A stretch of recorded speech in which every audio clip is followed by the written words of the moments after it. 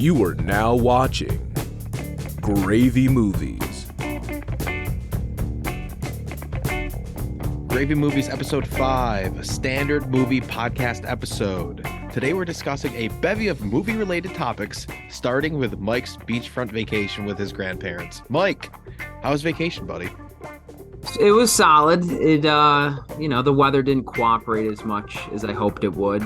But, Did it all in rain? all, only once, but it just wasn't warm. Like for a beach vacation, it only broke 60, I think like twice, maybe 3 times in a week and a half. So wasn't the most ideal, but made the most of it for sure. Glad to be back.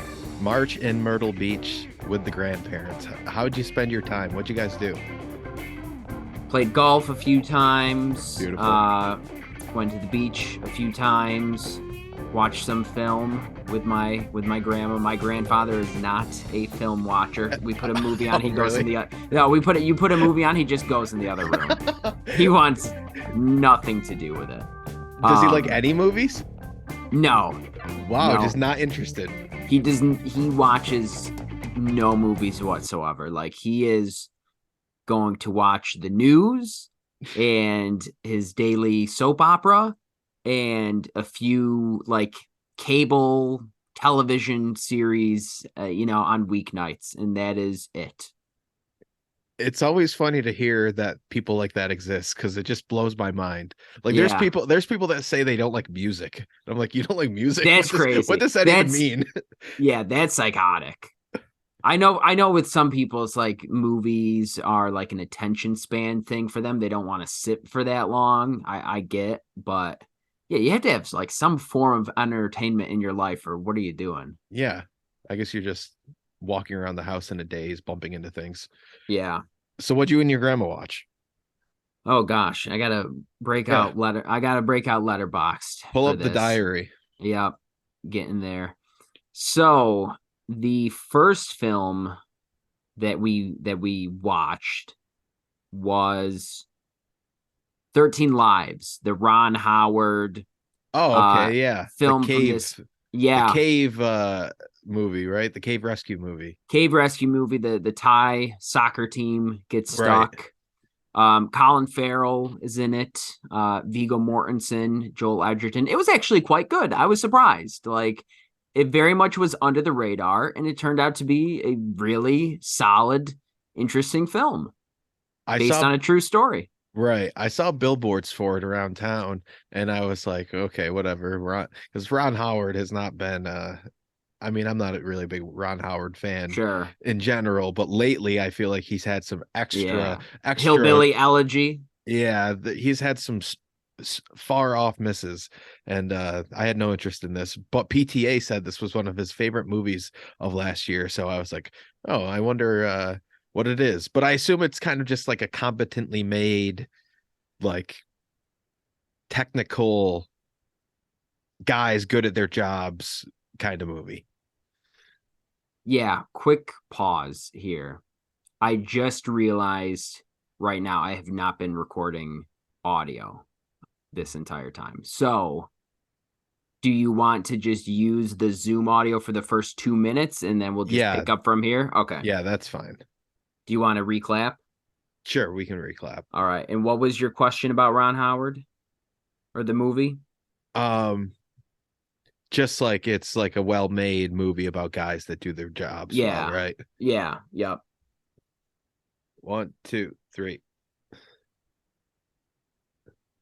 Yeah, I mean that's essentially what it was. It was maybe a bit drawn out, but It's long, right? It's like it is. It's like hours. 2.5 hours. But for me, watching the film and remembering like the news coverage from way long ago, but not truly knowing the story, it was a very interesting story how they did the search and rescue. So it was interesting to see that put to film. That being said, I will say a lot of reviews I read were that the documentary that came out about that search and rescue was better than the Ron Howard film. I can neither confirm nor deny, but I was thoroughly entertained by the film. And, the film took some convincing to get my grandmother to watch because she is vehemently against subtitles Oh, and British accents. So I was oh, really like 2 strikes on that movie, yeah. but I got her to stick with it. um Stories like this, because I've seen one of the documentaries. I think there's two documentaries, and it's funny how these real life events, how people's stories, how the rights to them work, because apparently in these two documentaries, and I think one's on like Amazon Prime, one's on Disney Plus or something like that, Mm-hmm. but one of them is the story of the rescue team and how they did it, and the other is the story of the soccer team's experience. They couldn't tell each other's stories in the opposing documentaries. Isn't that funny how like you can't really mention the rescue team in the one about the soccer team in a specific way, and you can't vice versa for the other doc? Yeah, that's bizarre. And I will then say the film was more focused on the rescue team, but there was still a fair bit about the soccer team in the beginning and in the end.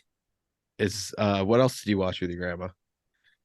So after that, this was a real, and I just got to preface this. It is like pulling teeth trying to land on a film that we could watch every single Right. night because not only I said no subtitles, no British accents. There's so many British accents in movies too. So we're limiting it on that front. Um, she doesn't want to rewatch anything that she has already seen. Um, This is an issue I have found with my mom too. My mom said she will never rewatch a movie. If she's seen it, even as a child, she's not watching it again. See, I think that's one of the great joys of watching film is rewatching your favorite films. Especially throughout time, you have different perspectives, you look Yeah, at a it hundred different ways. percent. I guess Yeah, it just goes into not being interested in movies, so she doesn't think about that at all.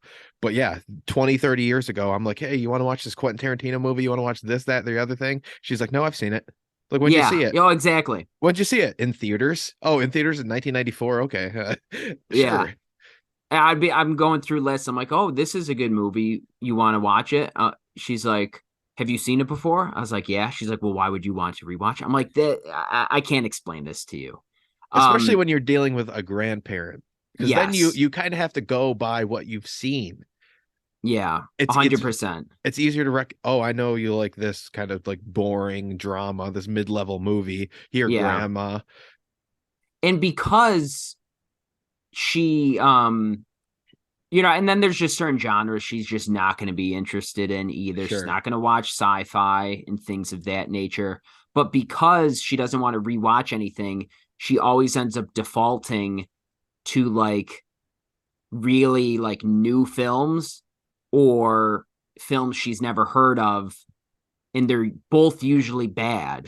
Like, she's looking for like the latest thing that is like an Amazon original that they've dropped. And I'm like, you're looking for these on the daily. They're all going to be shit, and they Yeah. are, you know. And she doesn't have a good gauge either for like, you could just look at a movie and you could be like, yeah, that's not going to be good. No gauge. Yeah, Like like the she's like, oh, straight to this, streaming movies. and she just reads the description. She's like, "Oh, this sounds awesome," and she like watches it.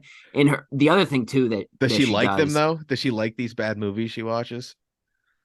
sometimes. Oh yeah, sometimes she likes like real stinkers, and then conversely, like a really great film, she's like, "Oh, that was so unrealistic. Like, how does anybody like that?" It happens all the time, and not only that too, but this is the most psychotic thing that she does.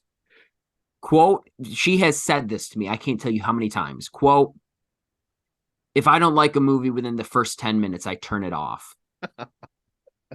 We got half an hour into a 90-minute movie, and she's like, I can't watch this anymore. We have to turn it off. I'm like, you're almost halfway. Just stick with it. It wasn't great, but like, let's just finish watching it. It's funny because I am definitely somebody that sticks with it. Oh, Even if totally I committed. immediately hate the movie, I'm gonna finish the movie, or I might like come back to it. I come back to it sometimes Yeah. for whatever reason. I could probably count on one hand the amount of movies that I've started and have like actively quit, where I'm just like, I can't watch this. And sometimes something comes up, you got to like stop a movie or you can't finish it. But like M. Night Shyamalan's The Last Airbender, I think, was the last time I was just like, nope, I can't do this anymore, and turned it off. That's a movie I watched in 2 parts. Yeah. After Earth was a movie I watched 15 minutes of and walked away. Yeah, and that's fair. That's fair. But yeah, so it was not easy choosing films. But I will say the one time that she does rewatch things is when she really likes it and wants you to like it. Like she's like, oh, this film is great. You want to watch this? You want to? And she's like, just hints at it. She's like, you want to watch this? It's so great. So we did that with Hachi. Hachi, the dog movie? The dog movie with Richard Gere. Oh my God. North Syracuse's finest, Richard Gere. It was a good movie. It was a good, heartwarming, family-friendly dog movie. It is sad. The dog dies at the end. It's the story where the dog, after this the is from owner 2009. dies. This is older than I thought. Yeah, no, the owner dies. Richard Gere dies. And then the dog waits for him every single day at the train station for like 10 years until the dog dies. And it's actually based on a true story. Hachi's like a real dog in Japan or something like 100 years ago. I would watch the Japanese movie.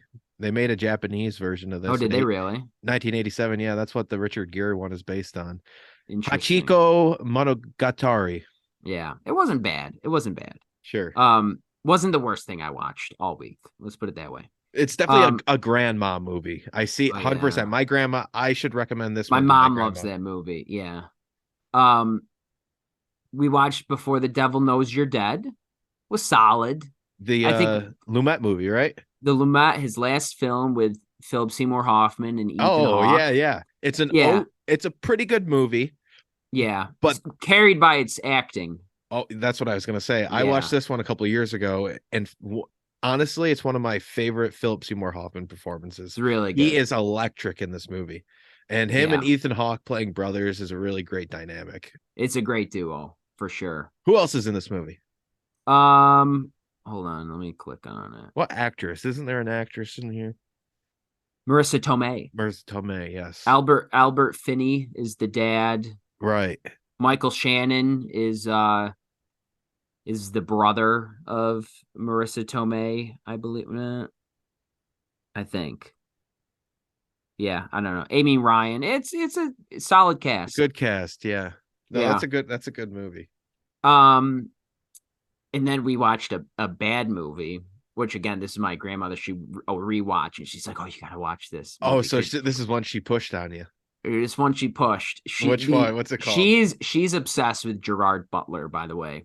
When the trailer for Plane dropped, before we saw, we went as a family to see Glass Onion, and Gerard Butler Plane came on, and she was like, "Oh my God, I have to go see that!" Like she loves all the Gerard Butler. David the President movies. Yeah. So we watched A Family Man, which is Gerard Butler, Gretchen Mol, Willem Dafoe, Alison Brie, Alfred Molina, like good cast, solid cast. And he's a headhunter, Gerard Butler. He works at like a firm headhunting people, and they have like sales quotas to hit and shit. What's a headhunter? Is it like a stocks guy?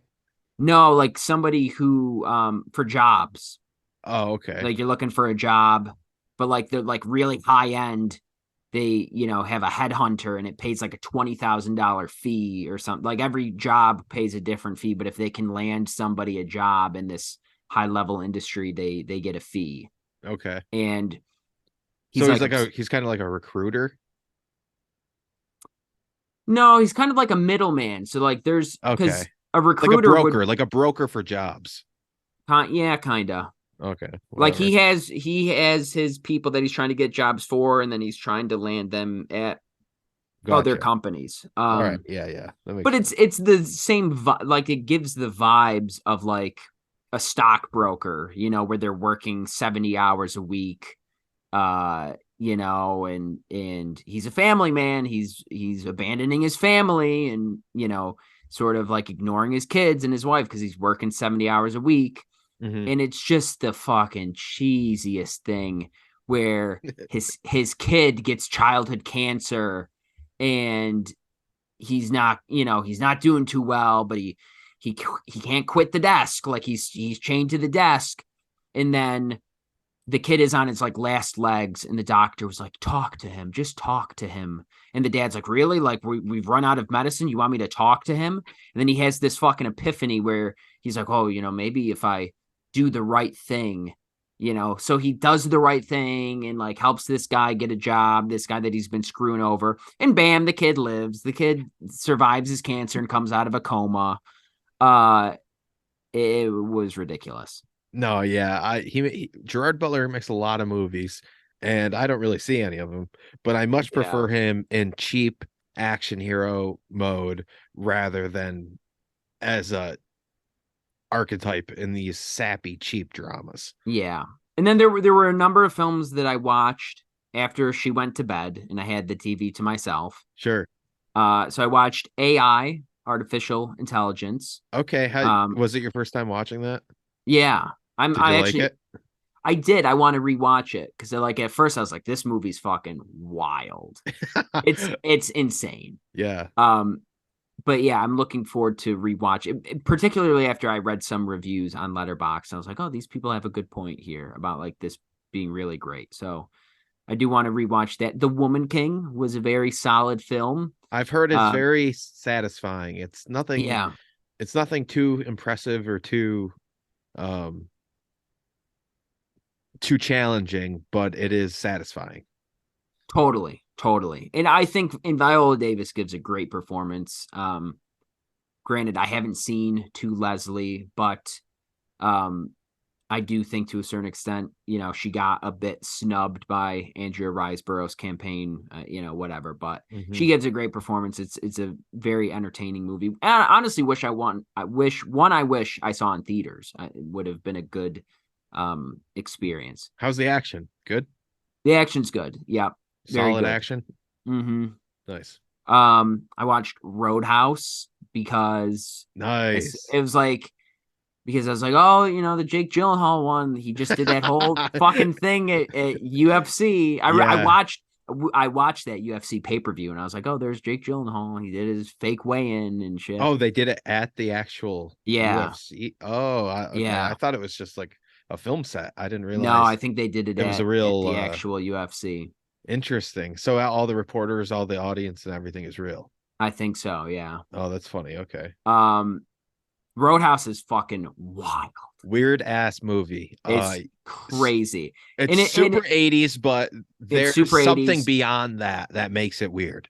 And I love this universe that they live in where like bouncers are like famous countrywide and are known by name. Yeah, they're like cowboys. They're like, oh, this guy's from Topeka. Like, he means business. And like, oh, you're a legend. You're the best in the biz. I'm like, and there's no cops anywhere until the like last scene. But like, right. There's just complete lawlessness. I've never seen such destruction in bars on a nightly basis. Yeah. It's how do they set up the next day so fast? That's what I always wonder. Like, how do they recover from these fights?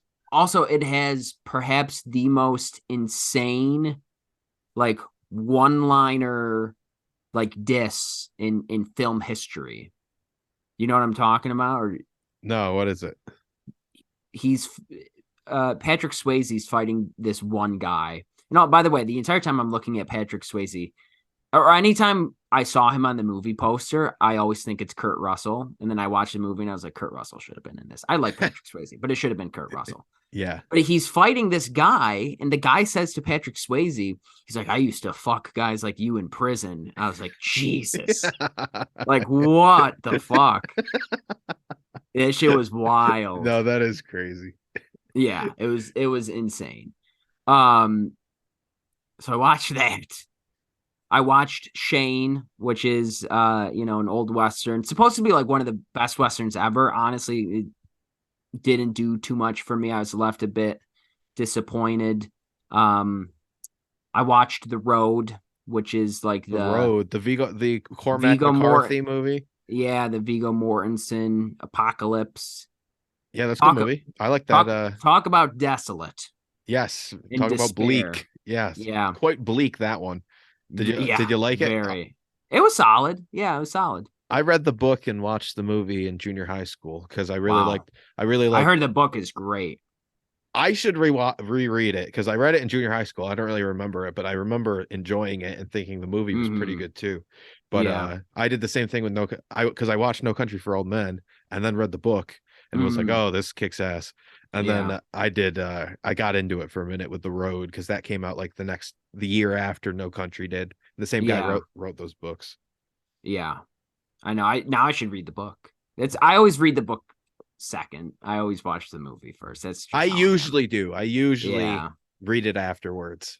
Yeah. And then the last film that we watched together was John Wick Chapter 2. Oh, you watched chapter 2 with her. I didn't We realize watched Chapter that. 2. Yeah. No, I watched because originally all the John Wicks I've only seen once. I haven't rewatched any, but I saw the first John Wick on the plane back in October on my way home from Italy. And then time caught up with me a bit with the new one coming out. So I was like, I need to get after these. So I watched John Wick Chapter 2 with her, and she did not agree to watch it. It was one of those scenarios where I beat her to the TV and had already started it. Nice. So when she came into the room 10 minutes later, this is what we were stuck with. And after about 20 minutes, she got up and she's like, I can't watch this. And she went in the other room. And then 15 minutes later, she came back and she's like, I can't watch TV in there because I don't know, the TV's worse in the other room. So she came back for John Wick Chapter 2 and just, thrilling commentary of like, I'm sure. She's like, this is so stupid. More guys just come around every corner. This is so stupid. He's been shot about 100 times, And I'm like, well, did you my God. explain the bulletproof suit to her? Yes. I was like, you notice how he like rattles the bullets loose? Like it's bulletproof. Didn't matter. Yeah, no, didn't phase her. Wasn't realistic, right? And yeah, exactly. And she's like, you think this is good? I was like, everyone. I was like, she literally. That's what she said. That's so insulting. Word for word. She's like, you think this is good? I was like, everyone thinks this is good. I'm like, this is the most like renowned action series in the last decade. Yeah. Yeah, but that happens all the time with her. Like any classic film I name, or not any classic film, but a lot of good films I'll name, and she'll just be like, "You thought that was good?" I was like, literally everyone thought it was good. Like, if there's, she should have her own Rotten Tomatoes. Honestly, like, you got some green ass tomato meter. She's Roger Ebert 2 thumbs up. You got like 97%. She's in that bottom 3. That's like, no, this was trash. That's funny. Did you end up watching 3 with your grandma or on vacation? No, or did you watch it when you got back home? I watched it when I got back home. I watched it. I just watched it the other day, and then I watched 4 last night. Now I gotta ask, how are you watching these movies? Like, you got Peacock, you're on Plex. What are you watching these? Yeah, I got, so the first John Wick, like I said, was on a screen this big on an airplane. Yep. But I thoroughly enjoyed it. And then 2 and 3 was through Peacock, so I had to watch it with ads, which was so annoying. Which was a bit of a downer. Yep. I guess it's our fault for paying for the cheaper subscription. Yeah. But still annoying, and I'm still annoying. I think any subscription that you pay for should not have ads. It's just bullshit. But regardless. And then I watched 4 in IMAX. Oh, you saw it in IMAX. I wish I did. I was not going to see it opening weekend. I am kind of like totally against seeing movies on opening weekend now. And see, I'm the opposite. I'm all in on opening weekend because I have to. I hate people. I hate these people. Mike, listen to this. People are okay. I will say you are in a more popular, densely populated area. So I was saying this back home though. Like, people are just people are shit. horrible. People are pieces of shit. Movie etiquette has become terrible. I'll give that to you. yeah, I don't know if it's COVID lockdown or people just don't care about movies or what they view the theater as isn't what I think it is, but every time I go to the movies, especially AMC, there I'm sitting near an animal. And I sat next to two animals the other day. I couldn't see IMAX because we had time things to consider, and also it was just packed and I didn't want to Yeah. sit too close to the front. So we settled for a normal laser screening, and it was fine. It was a good projection. The sound was nice and full. It was fine. We had seats. I prefer uh upper middle. That's what I like. Upper middle. Yeah, That's me too. the ideal seat for me. I was a little higher than I wanted to be, a little more to the right. And behind me was a father and his 6-year-old son. Oh, Jesus Christ. And I'm all for bringing kids to R-rated movies. You know, that's how Yep. I grew up. Same. But I think the kid has to be aware of the story and understand context. Now, this kid is asking questions like, are they best friends? Is that a samurai? Oh God. Is that a bad guy? And after the first one, I looked behind and I just shook my head. I couldn't believe there is a 5-6-year-old in John Wick 4. And I Yeah. turned around, I made my faces. I have learned not to talk shit to strangers because you never know what they can pull Yeah. out of their pocket or Yeah. how they'll react. So Yeah. I just gave them faces, and then the dad starts kicking the chair next to me. Oh, It's an God. empty chair next to me. He's kicking it. It's Yeah. rocking my chair. I look behind straight in his eyes, and I must have given such a bewildered look. Like I'm completely internally losing it. I turn Yeah. around, he starts kicking my chair. Oh my God. He's antagonizing me. He's trying to intimidate me. So Oh, that's horrible. I'm with Natalie and Kelly. I turn to them because they're already sick of the kid. They've heard this little bastard. I Yeah. turned to them. I said, I'm moving. I'm sitting somewhere else. And I get up, and no one was sitting in normal movie theater. There's a front section. Then there's the back section Yeah. that kind of like I elevates. try to avoid the front section at all costs. Yes, I do too. But it there's sounds no like one, you needed to. There was no one down there, so I sat in the back row of the front in the middle. And honestly, it was perfect. Yeah. I for some reason I just never would stand up and move. I've dealt with so many fucking assholes near me, but I just deal with it for whatever reason. I am going to normalize moving your seat in the middle of the movie. If you're sitting near a loud popcorn muncher, if you're sitting next to a 6-year-old, get up and move. It's not worth getting arrested for choking a 6-year-old out in the middle of John Wick 4. It's funny though. You make a great point. You got to be very careful about saying stuff, Dude, and I got punched in the face in a Goodwill parking lot last year because I almost got ran over by somebody, because somebody almost ran me over, and I said something to them. I got punched in the face. Jesus Christ. I don't know why I leave the house.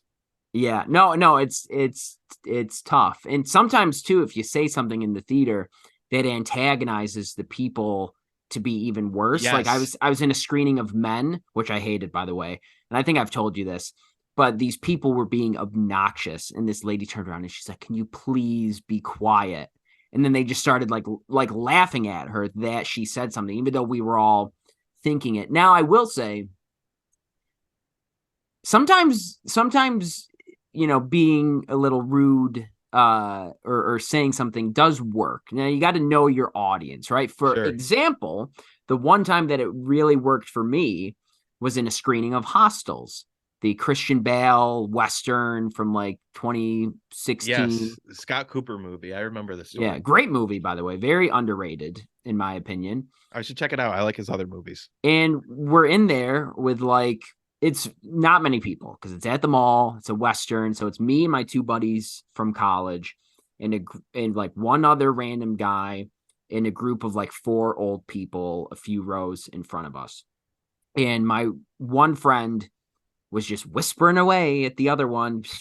And I'm like, what the fuck? I was like, have a sense, but he's like whispering like real quiet. So it's like, I can't hear what you're saying, but you're It's a distracting noise. me a It's bit. still It's a noise. annoying. Yeah. But I'm like, all right, I'm not gonna say anything, whatever.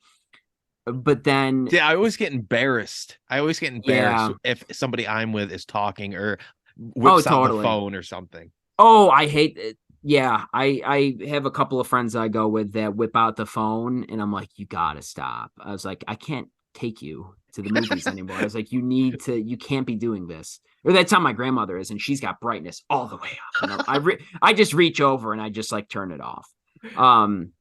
But as my friend is whispering away, the old guy, and old people, they just talk at a regular volume. They have no filter. He's No like, awareness. none. And he's like, oh, I've never seen so many campfire scenes in a Western before.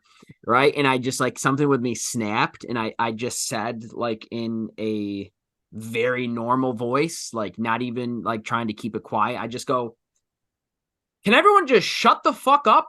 And it got dead silent and stayed that way for the rest of the film. And I'm very glad that I did that. But I'm glad you were able to control that room. It usually goes really wrong.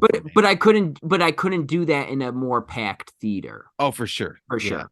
And that's why I won't go to Movie Tavern either, because I feel like as bad as the mall crowd is, I think the Movie Tavern is even worse because you have recliner seats and you have drinks and food, and people think it's just a fucking carnival in there. Like that's what they think it is. Like families bring their kids and they think this is just fun and games, and it's an excuse to be fucking restaurant. Obnoxious. There's got to be some kid with the seat going up and down with his fucking legs the whole time.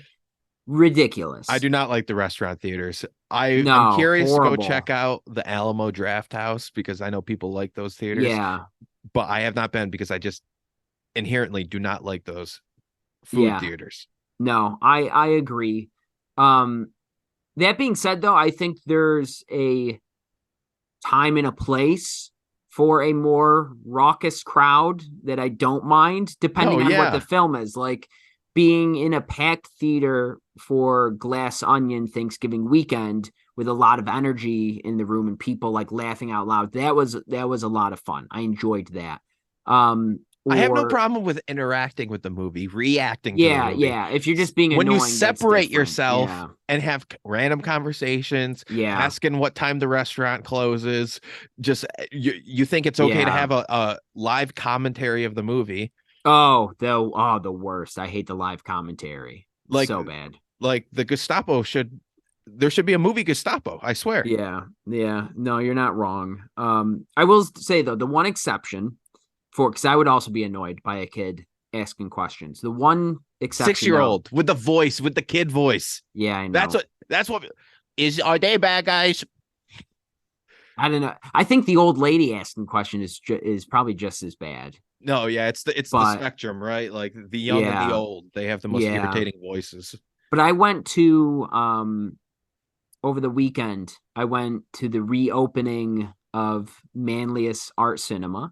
Oh. Which I don't remember if I told you if that closed or not, but the elderly owners sold it to the people that own the bar next door, and the bar people are movie buffs. They always have classic films on in the bar, so it's in good hands.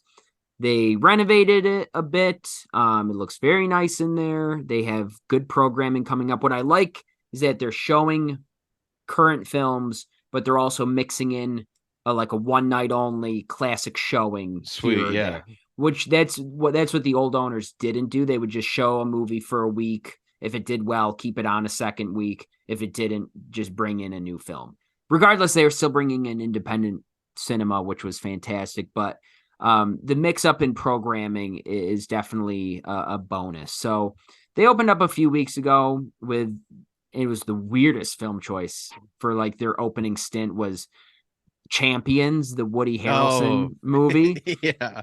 And I was like, I don't even want to attempt to watch this because I'm sure it's very endearing, but I don't know if Bobby Farrelly is the right guy to be like taking on that subject matter. Is he the Green Book one or is that Peter? That's Peter, but like Bobby's, I think they're both Farrelly. Yeah, they're both the Farrelly brothers. And they've worked Me, Myself, and Irene. They've worked something about Mary. Yeah. So I was like, I don't know about this. But they But did. you went. No, I didn't go to that. Oh, okay. They had a one night only. When I say I went to the reopening, it's like the month they reopened. I wasn't there Sure. opening night. Okay. But they did a classic screening of Back to the Future, which Oh, is nice. a 5 out of 5 perfect film. Yeah. And it was very endearing to see a lot of families bringing their kids you could tell to see that movie for the first time, because like a kid would be like asking a question, he'd be like, oh, are they in the future now? And like that was fun to be in that atmosphere. I didn't mind questions. I've also seen the film. If seen it for the first time, maybe a different story. But long story short, there's a time and a place for movie theater behavior, but I agree with you. In most cases, people do not know how to fucking act, and it's so annoying. Definitely. Let's take a break, and then we're going to talk about John Wick and John Wick 4. All right, dude. I guess we'll just start with 4, and then we can kind of talk about the series as we talk about this movie. But what'd you think? Especially in IMAX. I'm jealous you saw it in the IMAX. Yeah, IMAX was awesome. I mean, it was just reverberating, and it's like right in the thing I love about IMAX is like you could be in the back and it's still the screen's so big it's like right in front of your eyes, you know. I mean, I kept my Letterboxd review short and sweet. What more could you ask for? I mean, I think it ended the series in a perfect way. Obviously, did you stay for the post-credit scene? Did you know that was a thing? I did not, but I read about it afterwards. Okay, yeah. So probably going to be more films. I know they talked about the ballerina spinoff or whatever. They've been talking about that for a while, yeah. Yeah, but it was capped off in a great way. I feel like every film, the choreography got progressively better. Every film just subsequently got more wild. Yeah. Like it just got larger and larger and larger in scale. And this one, they held nothing back when it came to the action sequences. Also, it felt very cyclical, circular. In how from the start you envelop a little bit more with each film about what this organization is, right? Mm-hmm. that they're part of the guild, and I love how it goes back to the roots in the very end, and it's like, yes, he's a master assassin, kills the fuck out of people, has all of this like high grade weaponry, the Kevlar suit, the exploding bullets, whatever. But like we're going to an old fashioned Western, colonial English duel. Like that fucking rocked. No, that's what I love about these movies is the first one kind of starts off as a very traditional American revenge movie with action super inspired by like Hong Kong and Japanese and Korean action movies in these fight sequences. And then every 2 is kind of an extension of 1 to me. It's basically the same story. They're focusing on the Russian guy's brother instead, but you dive a little deeper into the lore and the action everything gets better. The cinematography, the choreography. I love because they're in Rome. Yes. I love that they're in Italy. I love the globe-trotting nature to this series. Oh, it's so good. 3 was an even deeper dive into the lore. I think 3 gets a little bogged down in the lore in the middle of the movie a little bit. The action is the most impressive so far of the 3, but then 4 is just they're doing samurai shit in 4. He's paying homage to like Lawrence of Arabia, which I watched. Yes, I watched on Monday just to be prepared. I watched a 3.5 hour film in preparation for one scene in John Wick 4, by the way. And they nailed it. They nailed the match cut. Oh, awesome. Yeah, the match cut. Right. But yeah, 4 is just so impressive on every level to me. The character stuff, John Wick says so little in this movie, yet there's such that was another criticism of my grandmother's, by the way, watching too. She's like, he doesn't say more than 6 words. No, like, yeah, I mean, he's not here to that's what makes talk. it great. Yeah, he's not here to talk. Are you ready, John? Yeah, I'm Yeah. ready. How many times does he say yeah and 4 and you just want to like get out of your Yeah. seat and start cheering? Oh yeah. I'll tell you what though. For all my criticism of my grandmother's movie going habits, she made a very astute observation about John Wick. She said he has a real Clint Eastwood vibe to him in his films, which I see. I think Oh, for sure. It's great definitely observation. inspired by like the lone Yeah. cowboy character. Totally. And that's kind of the best part of 4. Like I was saying, it's like Lawrence of Arabia. It's a Western at the end. There's samurai stuff in the middle of the movie. The last hour of the movie is like the most riveting thing I've seen in theaters in a long time. I thought I had a great time watching Avatar 2 in theaters. The last hour of John Wick is like engraved in my brain.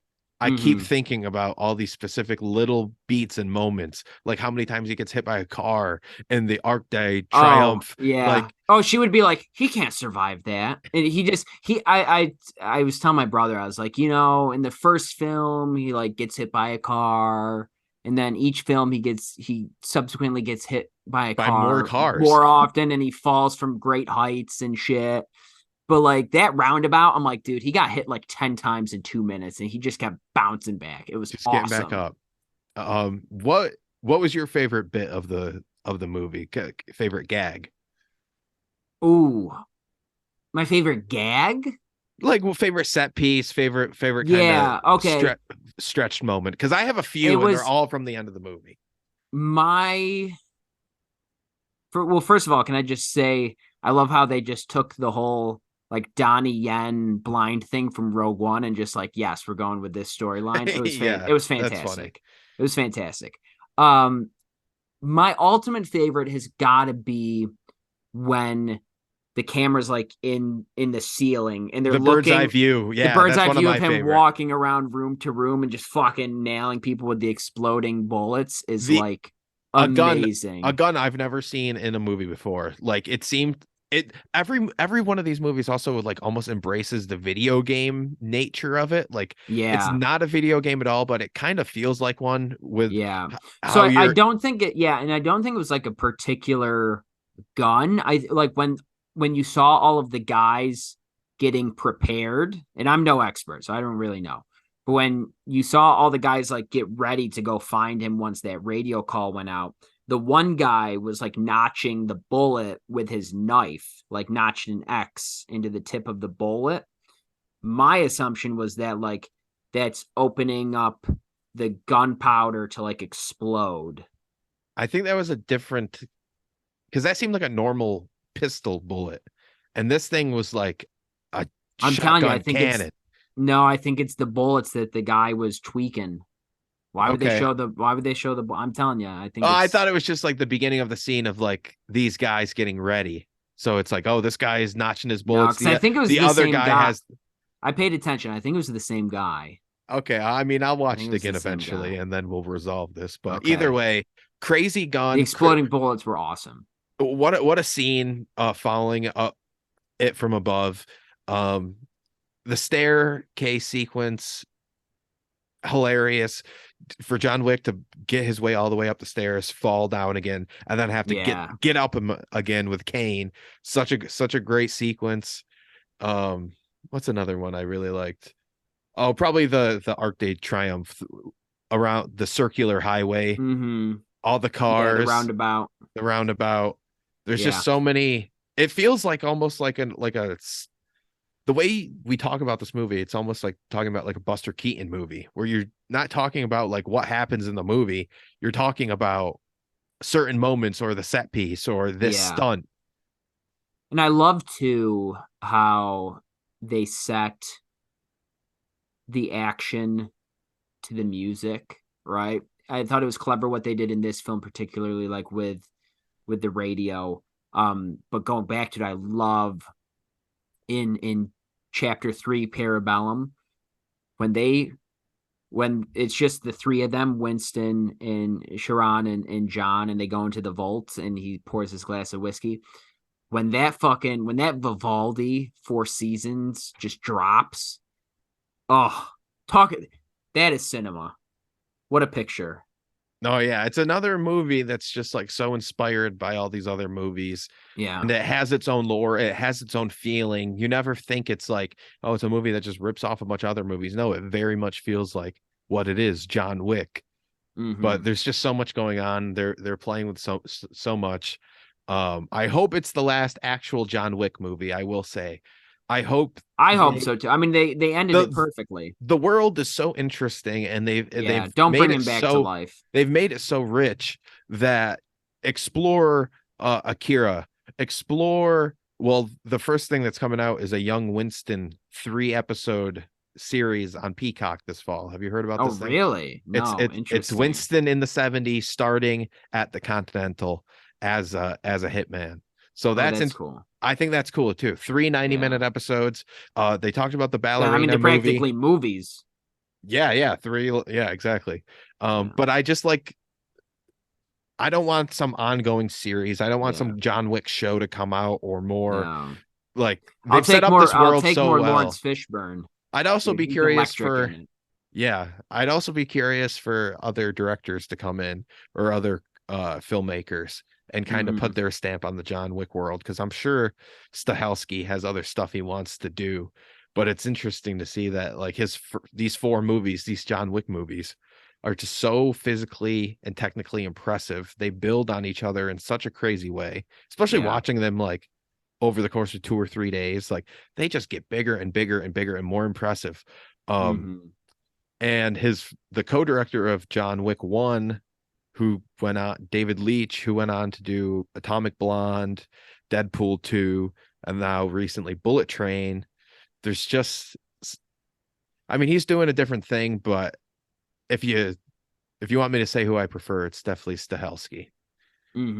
I saw you watched Bullet Train, by the way. Sucks ass. That's what made it looked horrible. That's what made me bring it up. It's really bad. It's just like it feels like an AI generated like Guy Ritchie or Quentin Tarantino movie. Like set a Quentin Tarantino movie on a train, and then this is what it spits out. They think they're being clever with the structure and how the violence can be comedic, but everything is a miss and it just looks like shit. It's a CGI mess. Yeah, no, it didn't look good by any stretch of the imagination. So yeah, I'm down for more John Wick world. Maybe not more John Wick. Just for the sake of a movie podcast, I think my John Wick ranking is 4, 2, 1, 3. You got 3 last now. I know, isn't that crazy? That's crazy because 3 was on your top 100.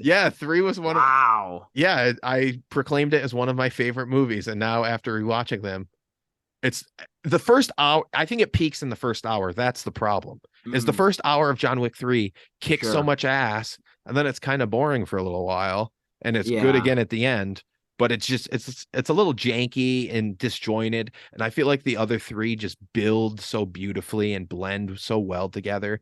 I mean, 3 still kicks ass. It's still, to me, I gave the first 3 John Wick movies 4 stars, and now this 4th one I gave 4.5 stars. Interesting. What would you say? It's tough for me to rank them because they've all been on an initial watch. You know, I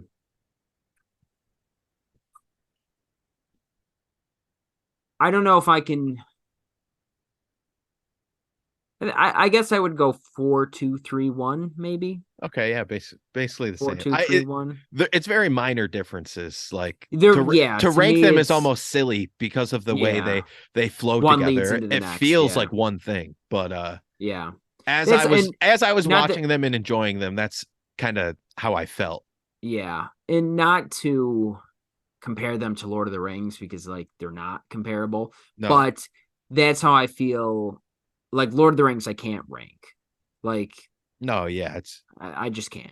It's difficult to rank something that feels so like sequential rather than like a sequel, which is sequence, but Yeah. But like it's all one story start to finish, right? Where essentially you could, if you wanted to, you could take the 4 John Wick movies, right? And you could stop and start different ending points, and you could turn the 4 movies into 3 movies, or stretch them out to 5 movies. That's how it feels like one thorough storyline all the way through. Same thing with Lord of the Rings, right? Where it's like it's one big story chopped up into 3 movies.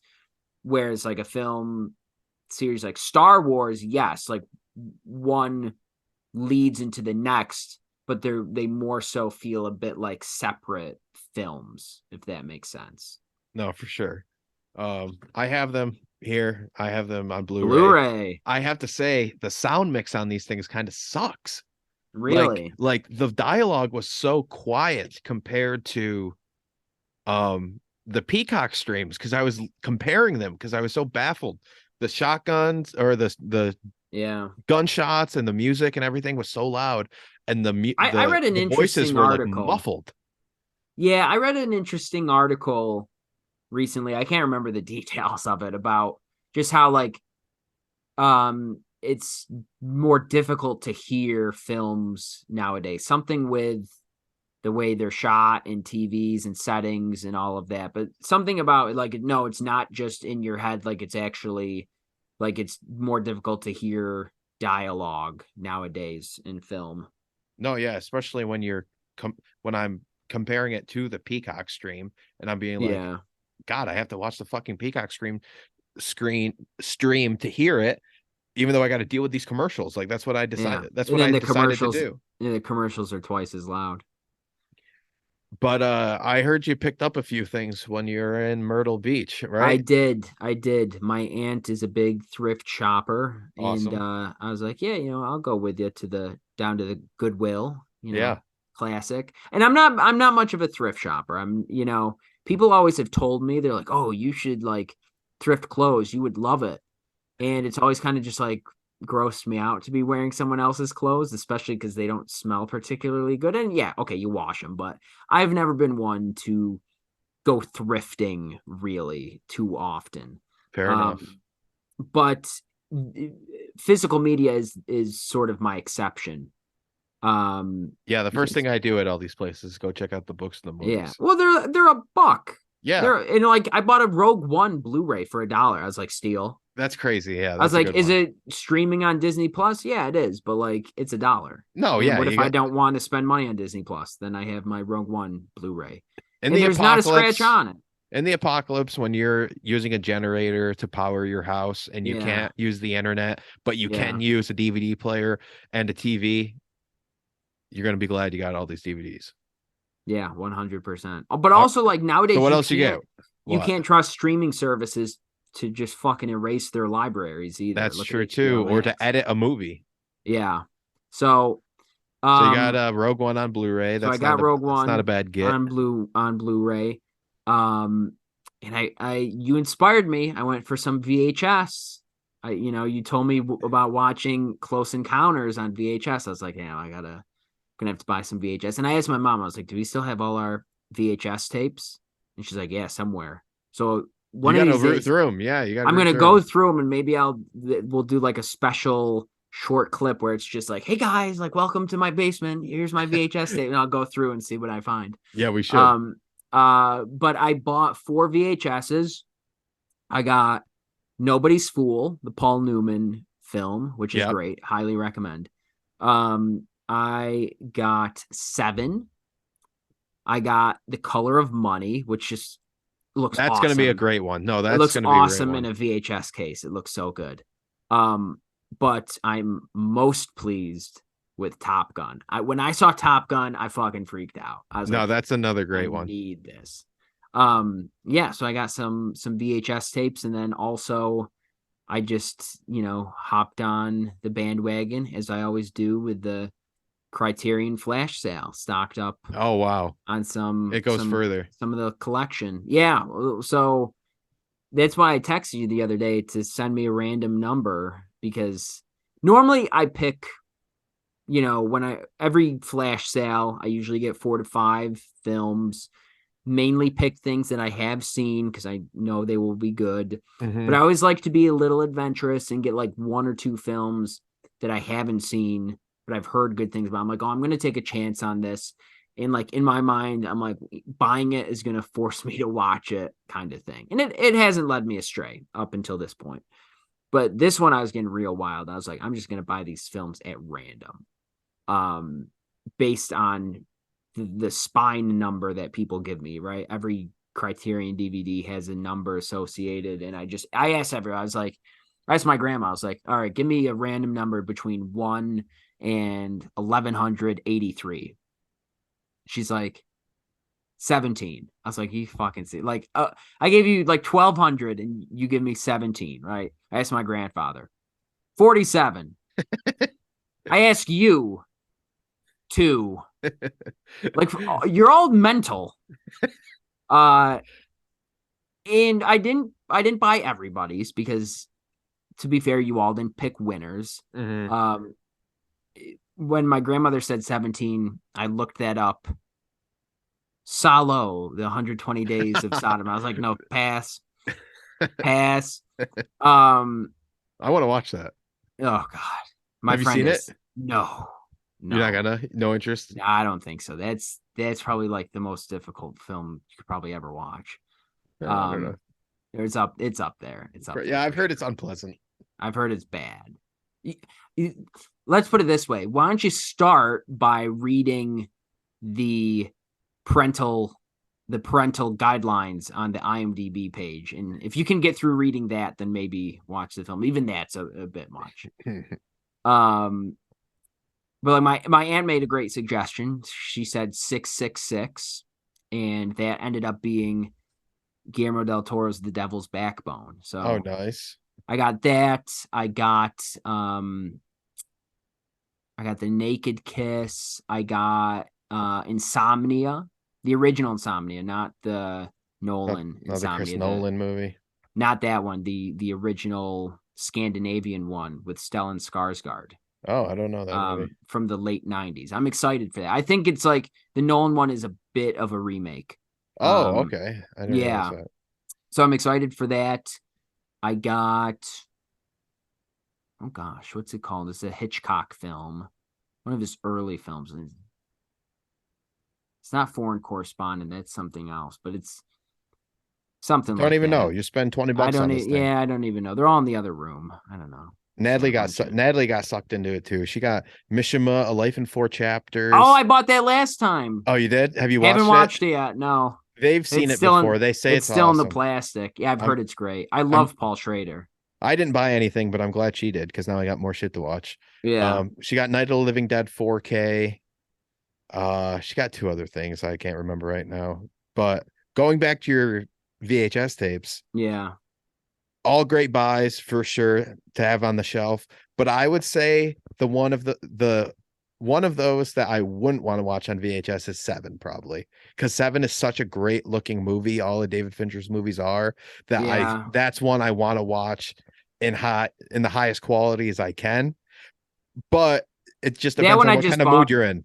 That one I bought just because I love it. No, yeah, it's if you like the movie too and it has a cool case, it's worth having on the shelf. Yeah. I mean, it's $1. It's $1. Last time I watched a VHS was actually Johnny Stecchino. Oh, really? Yeah. I feel like the last time I watched a VHS was Duel. I watched Duel the other day. The Steven Spielberg movie. How was it? Oh, pretty good. I liked it. It didn't blow me away or anything, but it's very impressive to see a young It's early Spielberg and how technically proficient he already is after making like a handful of TV episodes, Yeah. He made an episode of Columbo. You know Yes. That's kind of what I was referring to. That's one of the last like TV things he did. Okay, I watched Michael Clayton and The Insider. Have you seen Michael Clayton or Michael Mann's The Insider? I have not seen The Insider. I'm almost positive, but The Insiders with Al Pacino and Russell Crowe about the tobacco industry. then no, definitely I've not seen The Insider. I watched Inside. I watched that today. Oh, the Willem Dafoe movie. Yeah, it was okay. Yeah, It wasn't great. I've heard it. It's just okay. But Michael Clayton kicks ass. Oh my God, Michael Clayton's awesome. Michael Clayton really that's like blew me away. career best Clooney, in my opinion. I agree. I mean, there's a lot of Clooney I like out there, but this is the most like emotionally charged I've seen him, and it actually working. It Yeah. just like for what it is, this like environmental legal thriller, it is just enthralling. It is Mhm. the way they frame everything is just like so dastardly and so devastating. And there's a lot of humor packed into it too. Tom Wilkinson's hilarious. Tilda Swinton has some funny moments as like the neurotic woman that's like ordering these hits on people. Mhm. There and just a killer ending, killer script. It's so witty and sharp.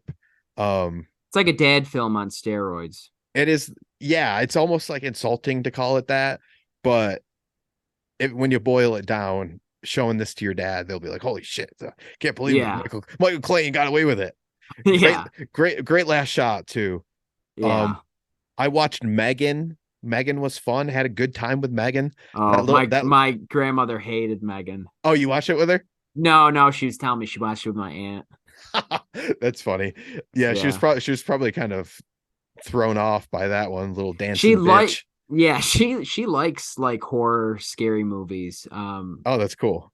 Yeah, she's a big fan of Psycho and The Exorcist, and yeah, but she did not like Megan. I I watched White Noise because I finished the book. This is what How was it? Because that got going mixed back to our reviews. book conversation. Yeah. This is something that I was like, okay, I'm gonna read White Noise and then watch the movie because I think there's a lot of stories that can be adapted into a movie and you don't need to like read the book, and you can just appreciate the movie. But something like this where it's like a piece of literature, I think you got Hmm. to look at it a little differently. It's not like a Gone Girl. It's not like a Deliverance. It's not a story. It's not a book. It's like a real piece of art.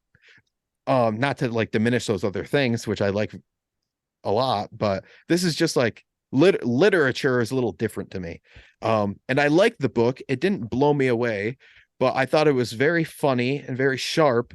But the way the book is a lot of tangents, a lot of stray thoughts. It's very heavy in its themes and the satire of everything rather than Hmm. the story. And I feel like the movie kind of just stripped the story points, reworked them a little bit for a movie, and that's what we got. It lost the soul of the piece. I'm kind of hit or miss with Bomback, but this was like Yeah. a hard miss for me. I thought it was pretty Greta Gerwig straight up bad in this movie. The changes they made were all for the worse. And the Yeah. last How is your boy? Adam Adam Driver can Driver. almost do no wrong to me, but Sure. he's just reciting lines from the book or what Noah Baumbach thinks could be in the book, but aren't because he's can't write the same as Don DeLillo. So it was disappointing, especially the ending and the changes. There's just too much going on, and also like not enough going on at the same time. Yeah. Which it I don't know. I don't know. You think I should watch it or I can just skip it? I say skip it. Yeah. I haven't even seen a lot of the other Noah Baumbach things. I've really only just like Marriage Story. It's Um very anti-Baumbach, like it's unlike anything he's ever made, mm, and some of it there's some like impressive filmmaking stuff in it, but as an actual piece and as an adaptation, I think it's a big flop, big failure. Interesting. I also watched Three Women. You know this Robert Altman movie, Three Women? Yeah, I've heard it. I haven't seen it, but I'm Sissy familiar. Spacek, Shelley Duvall. Sissy Spacek like shows up at this retirement pool where they work with the elderly, and Shelley Duvall works there. And then What year was this made? 78, 70. Where is it? It- 77. Okay. Does Shelley Duvall play an old woman? No, she plays like another employee at Oh, the I was gonna say pool. she wasn't retirement age. That's No, like right no. before The Shining. She's another employee and they become roommates, but it's a very dreamy movie. If you know Robert Altman, um, the way his camera moves, it's a little different in this one. It's a lot more whimsical, um, and it's less scathing. I feel like his movies are scathing. They look at society, they look at people, they look at culture and jobs and dynamics. And this one is it is about a dynamic between these couple women, these three women, but it's much more like an Ingmar Bergman movie, and that's what I was thinking the whole time. It's like Robert Altman's Persona, and the colors and kind of some of the symbolism with these pools and these drawings that recur. It's a cool movie. I liked it a lot. Worth checking out on the Criterion Channel. Oh, that's what it's. Yeah, that's always. If anything's streaming on the Criterion Channel, that's already like a +1 in its column. All They right. know how to curate. No, exactly. You don't even have to think about it. You can throw it on, and even if you don't like it, you can at least like appreciate something about it. Yeah. All But, right. give it up after 10 minutes. Yeah, like your grandma. Yeah. All right, let's end this bitch. We have I have a game I came up with. It's called In or Out. Here's the In or Out music. I didn't realize we actually had music for this. I'm gonna make it It's a high production. Okay, John Carpenter. Um, and basically we have a lot of new movie news topics from the last couple weeks since we've recorded. And we're just gonna run through them, and me and Mike are gonna say whether we're in or out on them. Some we're going to talk about a little more than others because we're going to get excited about them and want to talk about them. But the point of this is to kind of run through it as fast as possible. We're going to start off with something that we're going to want to talk about for a minute. Yeah. And that's the Asteroid City poster and trailer. Man, the trailer came out this morning and it really got me actually. Really? Wow. I think Wes is just the deeper he dives in his dollhouse, the more interested I am. Mm-hmm. And people say like he just makes the same movie over and over again with different settings, but it's such bullshit. That's bullshit. Like this compared to French Dispatch are leaps and bounds away from each other. This whole movie seems to be dealing with like town panic, small town ideals, and the way people interact with each other and stuff. As a UFO Western, which just sounds amazing. The shot of the UFO blew me away. It all looks like a postcard, from the Southwest. And that's what I love every time Wes hops into a different genre, a different setting, obviously still has his touch. I'm always going to be in on anything Wes Anderson does. Yeah. I will say with this, I have a slight dichotomy. I am more in on the poster than I am the trailer. Damn. The poster, I'm all in. I saw the poster, that was enough. Great poster. It's so good. The trailer was great. I'm not a big trailer person, and sure. My one thing with this is like I don't think you can necessarily. I don't think you can capture Wes Anderson with a trailer. No, especially he's so distinct and unusual. And it's like his dialogue, the dialogue he writes for his characters isn't trailer-esque, right? So it's tough to get a good feeling from a trailer. I think another thing that gives me the slightest bit of pause is that it seems like Tom Hanks is a large character in this, and just like his past, I don't know, man, his past couple of films, I'm like, Tom Hanks scares me. Like that's a risk in my eyes, but I'm all in on Steve Carell and his mustache and his visor. Looks amazing. And I'm really looking forward to this. My last caveat is there were a lot of names, right? A lot of cast members that we don't see in the trailer. A lot, right? yeah. A lot. And I think that it has potential to be good or bad, because that's my one criticism of The French Dispatch, which I love, one of my top 3 films that year.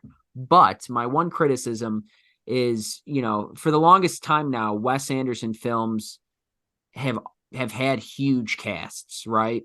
And a lot of big people in minor roles, which I love. I think it's great.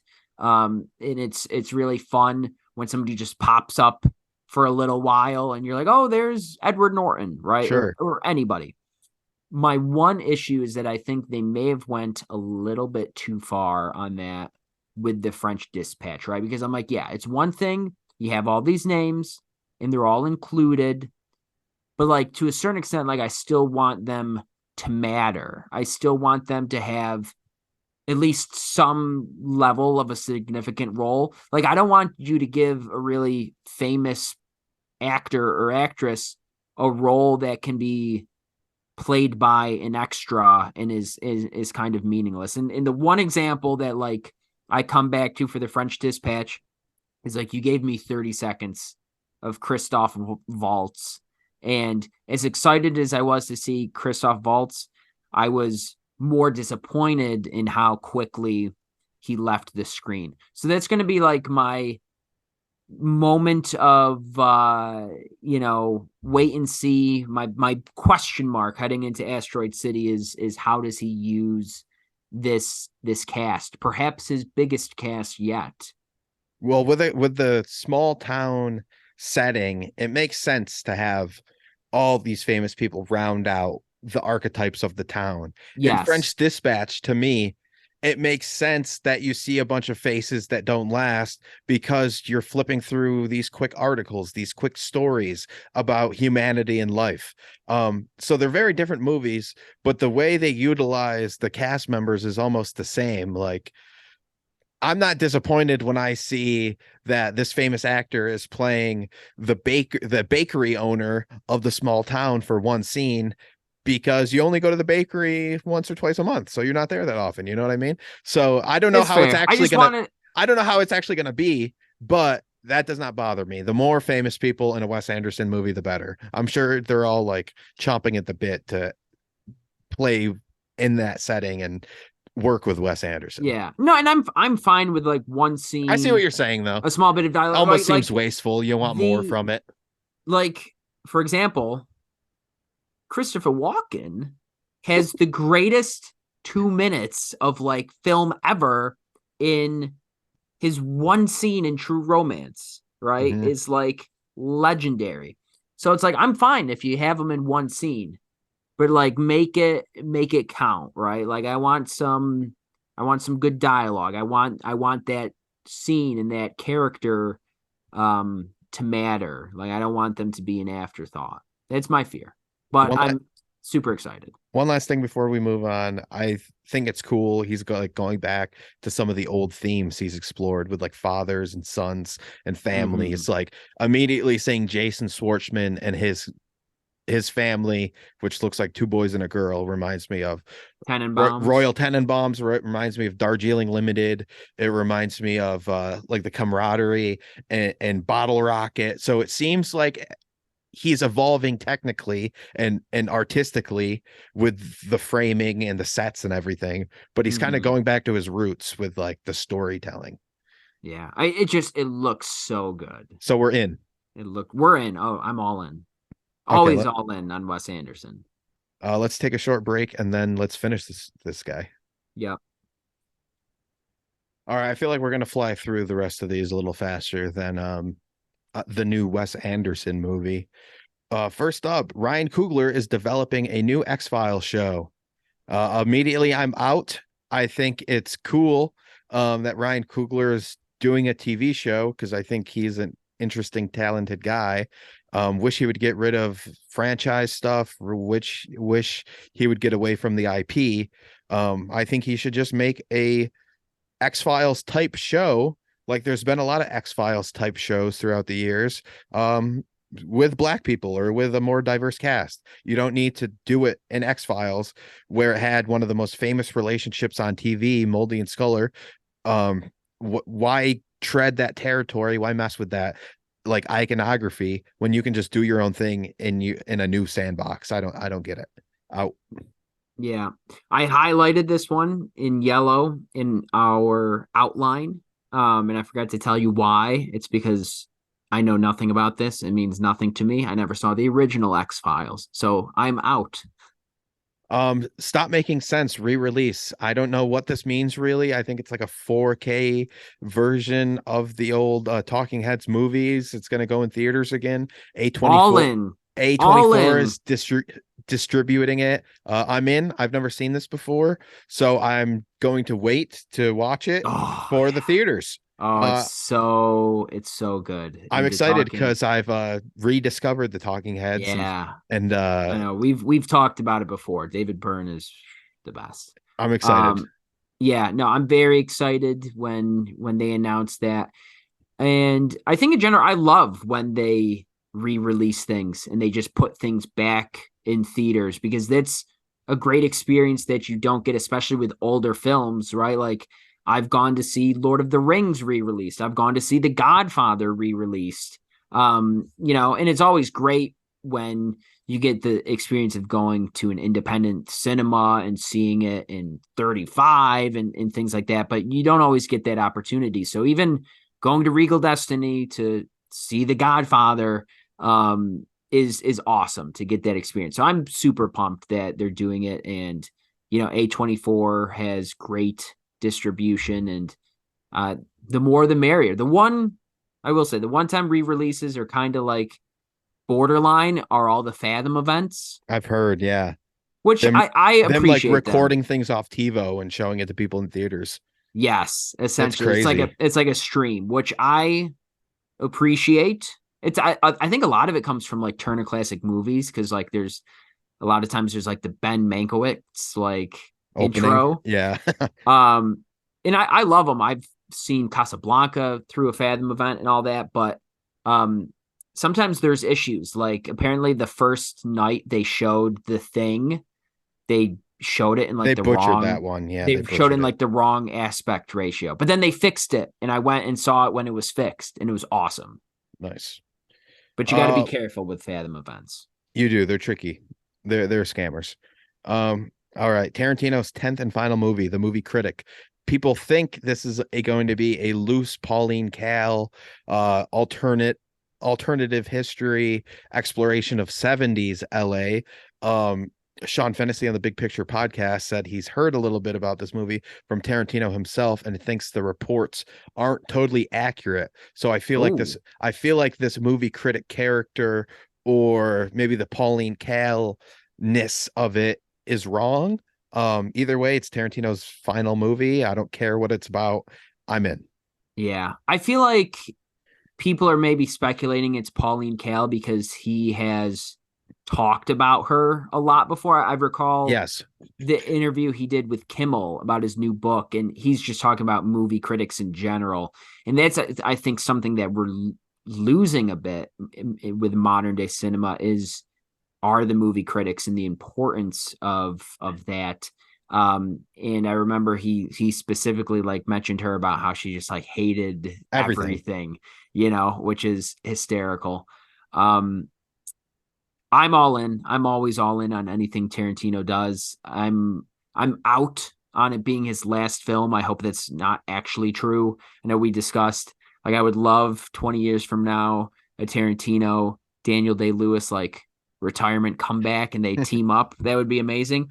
I'm hoping, because I saw just like an interesting tweet like, who do you want to see in this film?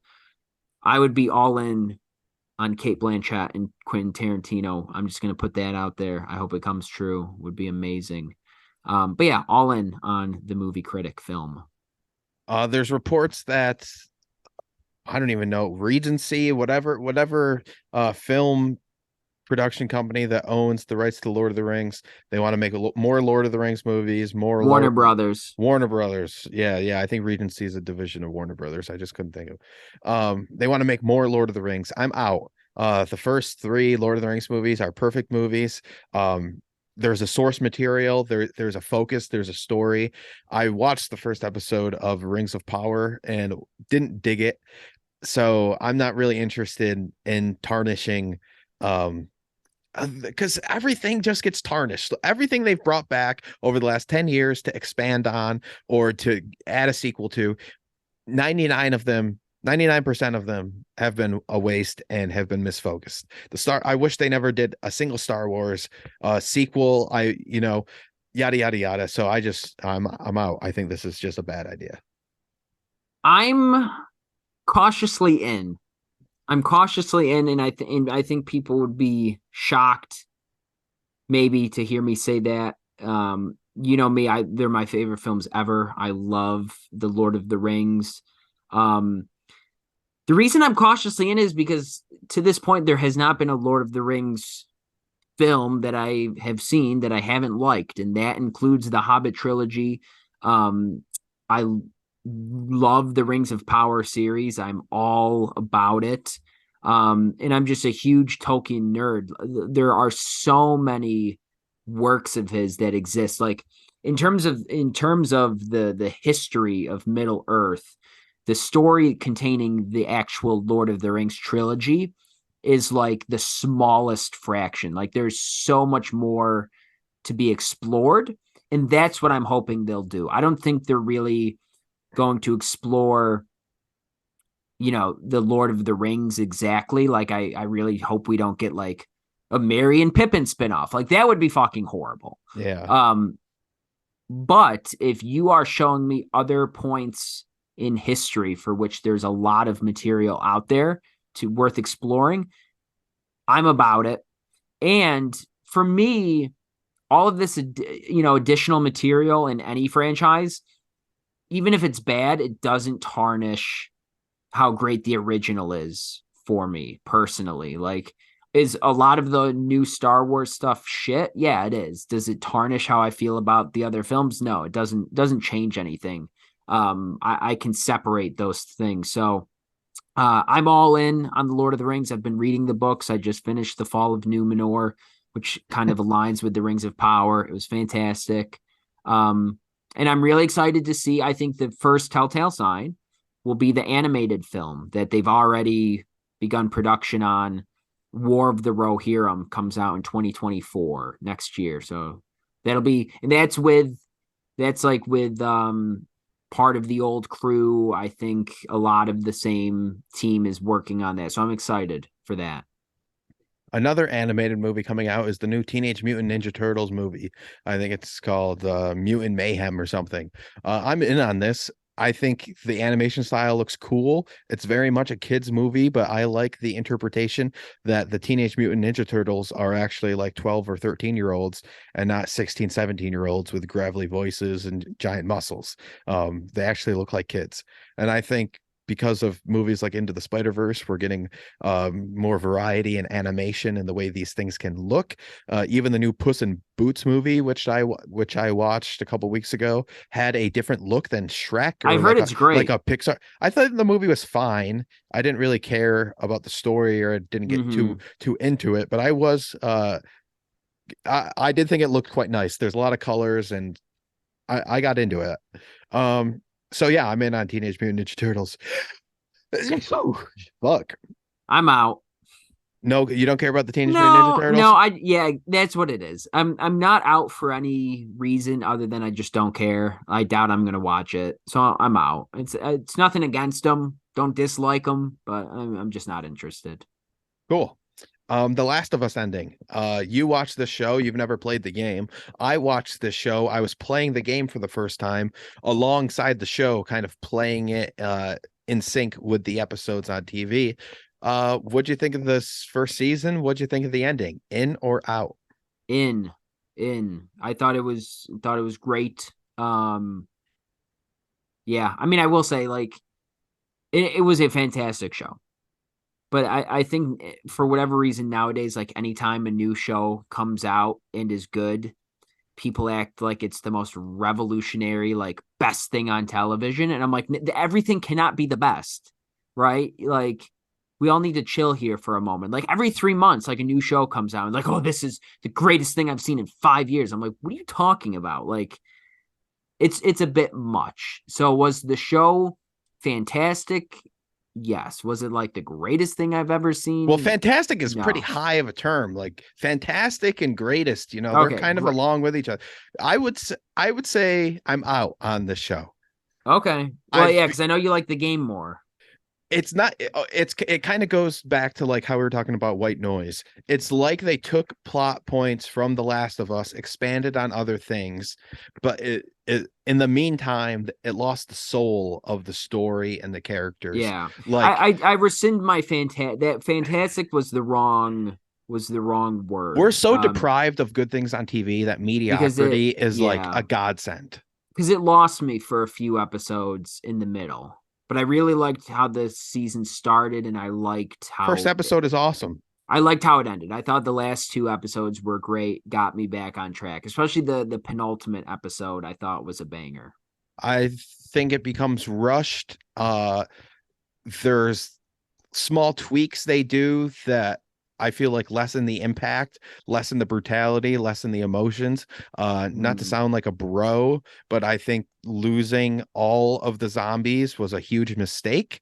There weren't enough. That's fair. I know the focus is like humans are monsters too, but there has to be monsters to compare them to for the depravity of humanity to matter. Yeah. Like if there's no enemy, if there's no force running against you, then who cares about these freaks out in the world? I don't know. Didn't work.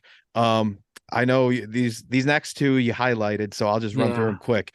John Bernthal back as Punisher on the Disney Plus Daredevil show. I'm out too. Bernthal could be a cool Punisher. I love Bernthal, by the way. On a Disney Plus Daredevil show, there's going to be kitty gloves. I already thought the brutality and the violence on the Netflix show was kind of muted for the character. Some people would disagree with me, but I would disagree with them. I'm out. Barry in Succession. I love that phrase, by the way. I'm gonna start saying that. You know, some people disagree with me, but I disagree with them. Yeah. Right back in their fucking face. So yeah, Barry and Succession are ending. I'm in on both of these shows ending. It seems like it's time. I would rather something go away too early than too late. So yeah. I'm all for the creative decision to end both of these great shows. Again, two very good shows that I feel like got more attention than they would have maybe a handful of years ago because there's just nothing else good out there. Yeah, but hold on though. But this is what I mean, right? Is like The Last of Us. Everyone was like, "This is the best thing ever," and then you have a week off, and then Succession comes back, and people are like, "This is the best thing ever," like in a matter of a week. No, yeah, I mean the focus. I mean, people forget about things so quickly. Like, yeah, The Last of Us is not in the cultural conversation anymore, mostly because it's not on TV right now. But I'm curious, after a few big story points in the second game in the second season, are people even going to be interested in the show at all anymore? It's another topic. I don't want to spoil anything for you. I don't want to spoil. Yeah, don't. Rumor has it Curb Your Enthusiasm is ending after this first season. One of the producers made a tweet, and it almost seems like a slip up because no one else is saying anything. No one. Yeah. No orgs have covered this story. So I'm out on it ending because I just think it's something that could go forever and I'll watch it forever. But at the same point, I feel like it kind of ended perfectly in season 8. I think that was the original ending like 13 years ago, where it wasn't really an ending, but they stopped making episodes for 13 years or whatever. So I almost wish they like never brought it back and we ended it on because the final shot of that 8th season with the parking dispute from the episode coming full circle when he leaves the country to run away from a disagreement and the parking thing happens in like a French parking lot. It's just a perfect like full circle moment for the series, for the show. And I think the new Curbs have had their ups and downs. So I don't know. I'm torn, but I think I'm out on it ending because they are already brought it back. Yeah. I'll be in on it ending, I suppose. And I love Curb, and always got like when I remember when they announced it was coming back, I was super excited. And then when they announced like the comeback season, I thought was fantastic. And See, then I think it's okay. I think I thought the Fatwa season, right? Was The whole that the comeback storyline is season or was that no? I think the Fatwa was the second comeback season. what was the first? The first was like the accidental text on purpose. I think that's part of the same season. I don't hold on. Now I'm gonna have to look this up. Stand by. Either way, I mean, Curb is just like an institution. It's just something that, I mean, it's been on TV for over 20 something years at this point. So it coming back for a few seasons of, I don't want to say mediocrity, but a lot of ups and downs. I don't know. It almost spoils like what they had before because the first like 8 seasons of Curb are perfect. Okay, yeah. So 9 was Fatwa. My mistake. Because there's this is season 9. There's the Pickle Gambit, great episode.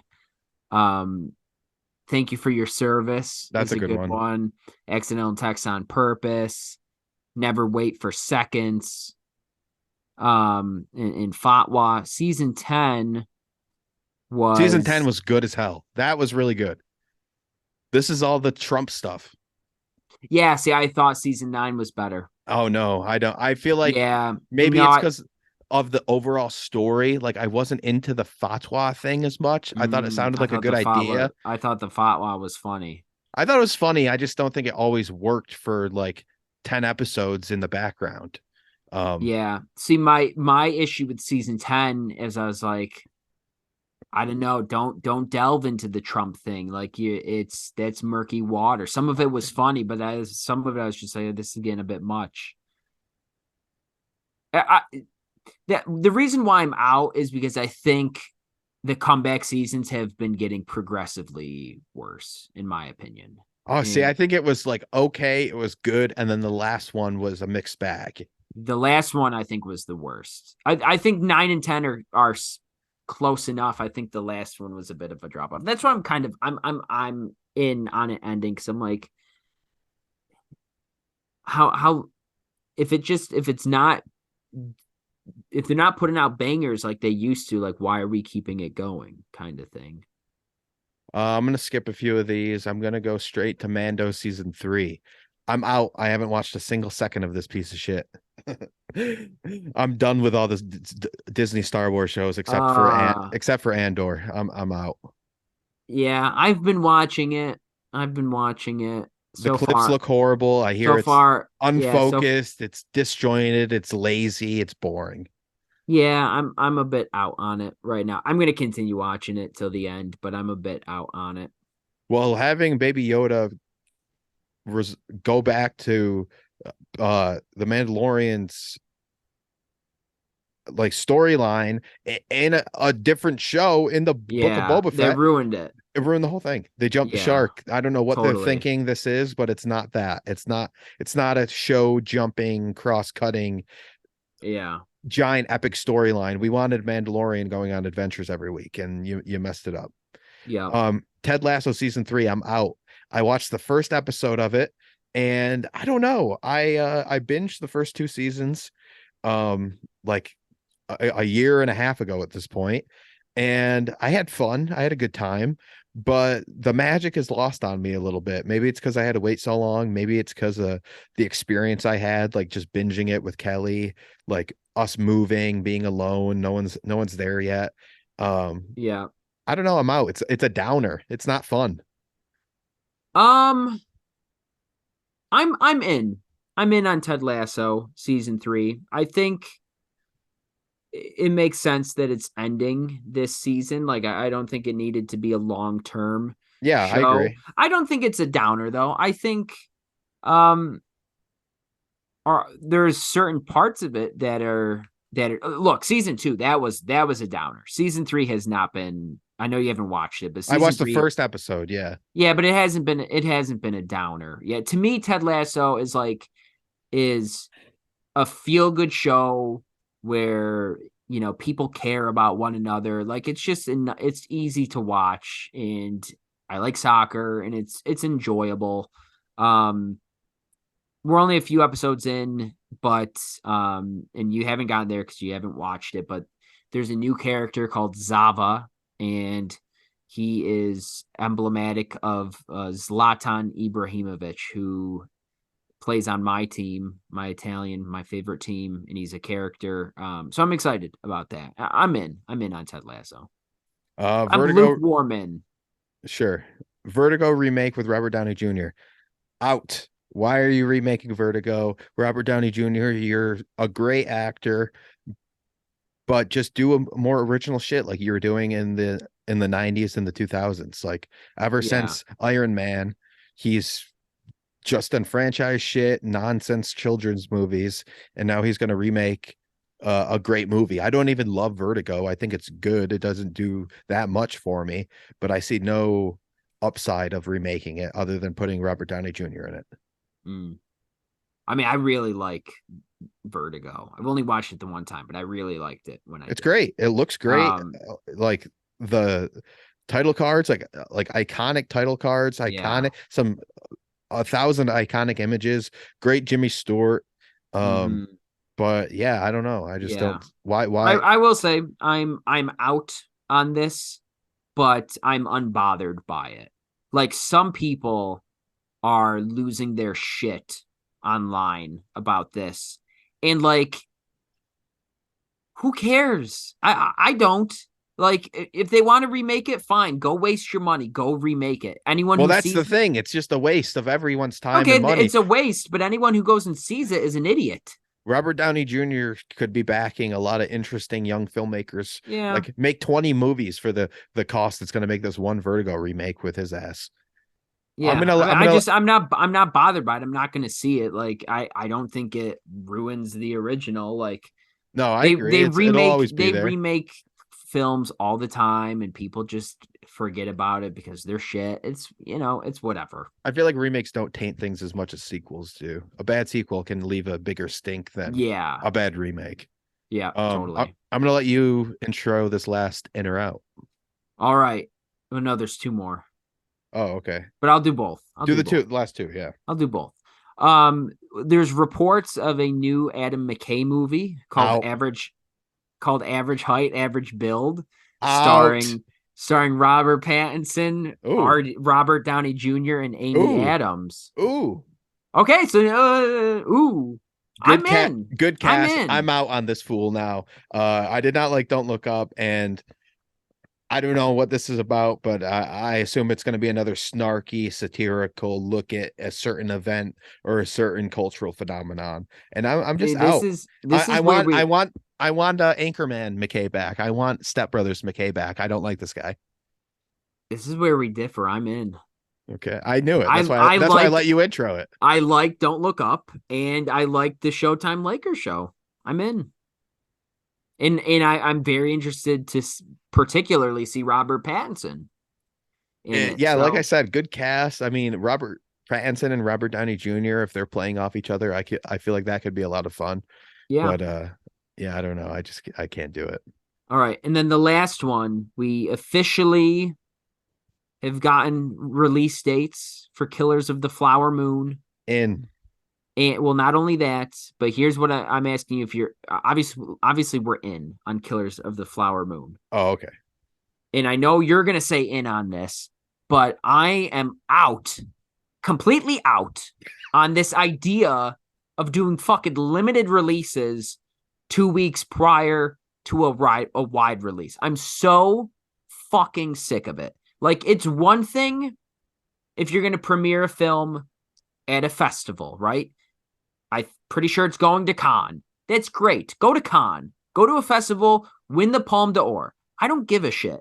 But when you're releasing this in the United States, just fucking release it. And the same thing goes for Asteroid City. I'm literally going to New York City just so I could watch Asteroid City when it comes out, because I cannot deal with this spoiler culture is quite frankly out of hand. Like, I don't know what has emboldened people to think that they could watch a film on opening night and then just tweet line for line every fucking plot point and a surprise and everything in the film. They just feel so entitled to get 10 likes that they have to give away the entire film if you're not there on opening night. And I know earlier that's why you're saying like you can't go on opening night, but like I have to go opening weekend because I can't bear to stand waiting for something after it has come out and people just feel the need to ruin everything. So I'm out on this limited release bullshit.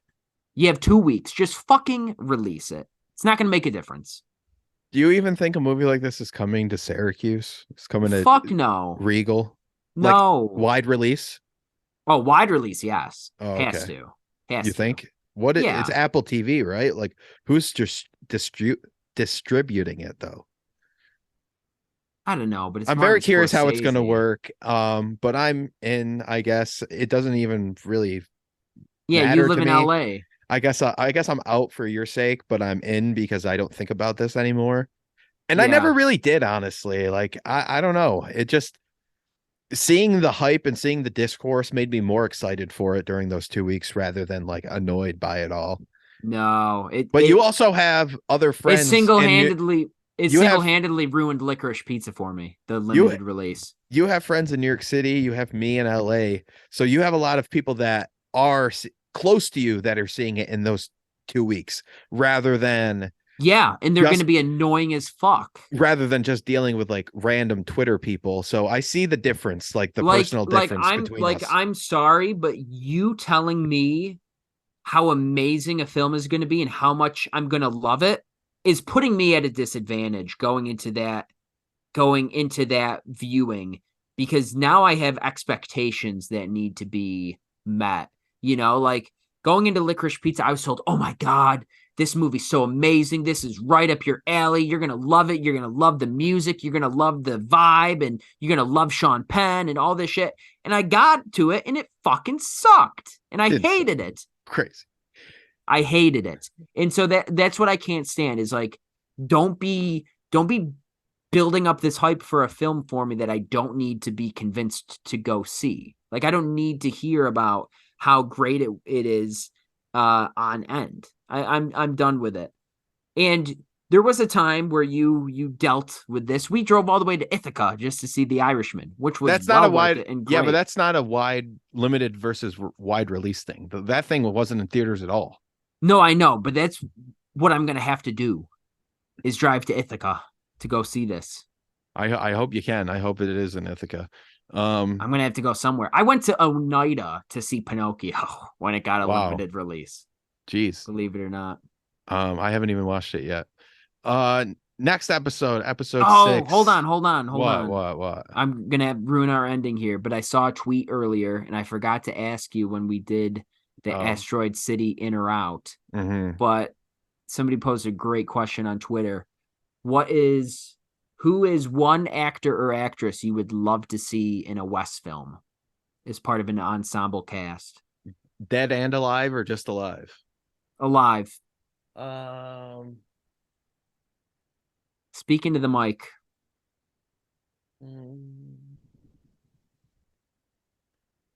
Tommy Lee Jones. Oh, it's a good one. Mm-hmm. Tommy Lee Jones. Mine's Steve Buscemi That's also a good one. or Christopher Walken. I don't know what kind of Wes movie. I don't know what story, what character, but I feel like Tommy Lee Jones could definitely play like an authority figure or something in a Wes Anderson movie. Yeah, I think he'd be good in this one. He'd be good in Asteroid No, he would. City. He would be great in Asteroid City. Yeah. Mayor of the town or something. Yeah. Chief of police. Yeah. All right. Damn, my mouth is dry. Okay. Next episode 6. We will be talking about more movie or film related topics on this movie oriented podcast. We are also we are going to start reading Quentin Tarantino's cinema speculation book. We're going to read a couple chapters at a time, watch the movies, talk about the chapters, talk about the movies. I already started this project, but I now got catching up to do. Now that Mike's home from vacation, he has some homework. Yeah, join us for book club. Yeah, book club, the podcast. Thanks for listening. See you guys later.